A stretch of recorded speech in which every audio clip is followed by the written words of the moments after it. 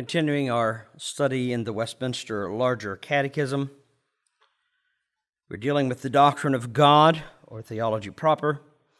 We're also looking at aspects of creation, just as we have done in our questions that we have been going over. We are in the confession itself as a summary of the doctrine that we have been studying from the Larger Catechism questions. And we are in chapter 2. It is entitled The Doctrine of God and the Holy Scripture. Section 1. There is but one only living and true God, who is infinite in being and perfection, a most pure spirit, invisible, without body, parts, or passions, immutable, immense, eternal, incomprehensible, almighty, most wise, most holy, most free, most absolute, working all things according to the counsel of his inimmutable and most righteous will, for his own glory, most loving, gracious, merciful, long-suffering, abundant in goodness and truth, forgiving iniquity, transgression, and sin, the rewarder of them that diligently seek him, and withal most just and terrible in his judgments, hating all sin, and who will by no means clear the guilty. Let me again remind you that the divines are asserting that there is but one true and living God. There are not many gods, but only one God who hath created all things, who governs and maintains all things, and who is the Redeemer of man, through whom he hath sent forth his Son to redeem us, that we might be reconciled after the fall of Adam into sin. The substance of our doctrine concerning God himself is derived from that which is our source of theology, the Holy Scripture. The Scripture is, we say, the axiom to Christianity. Well, I want us to continue now to go ahead and look at these attributes. We're going to look at the next attribute in the order that is given to us here in the confession, and it is that of the freedom of God. The divines state that God is most free. By stating that God is free, we mean God is free from everything that might encumber him.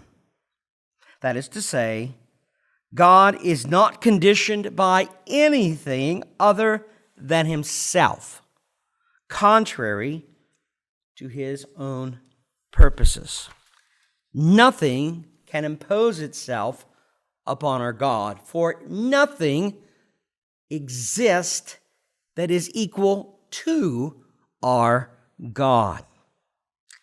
Good things, as we have seen, are purposed with the divine pleasure and endowment of his freedom.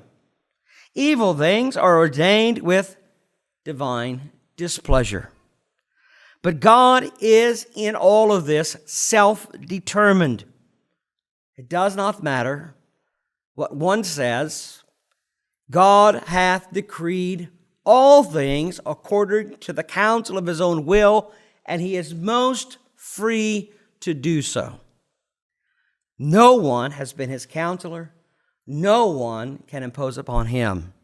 But he does that which he has determined before the foundation of the world, before anything came into existence. Self-determination, therefore, is that concept of freedom which emphasizes that personal thought, feeling, and volition are not determined by external factors, but rather by one's self. How true we say that is of God, and why we say he is most free.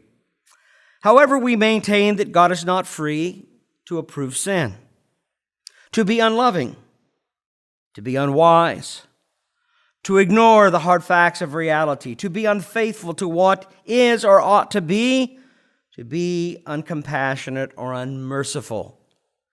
God simply cannot deny himself. He cannot prove that he is not God. That is an impossibility. God is free only to be himself.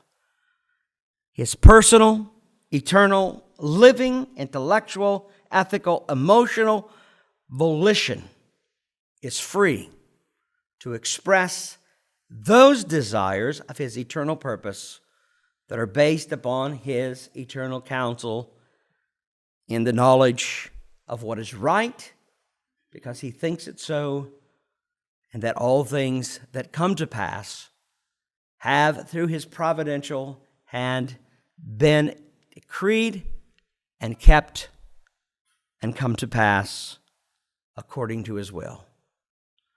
We're told in Ephesians 1:11, in him also we have obtained an inheritance, being predestined according to the purpose of him who works all things according to the counsel of his will. God is free to work and to bring to pass all that he has decreed in the counsel of his will. And in Psalm 115:3, but our God is in the heaven, and he does whatever he pleases. May we never forget, it is God who is free, not man, but God. Man is encumbered. Man has fallen at Adam. He is in sin. Man cannot of his own ability do anything, that he does not need the sustaining grace of God. But God is free from all things. God is, as the divines say, a most free being.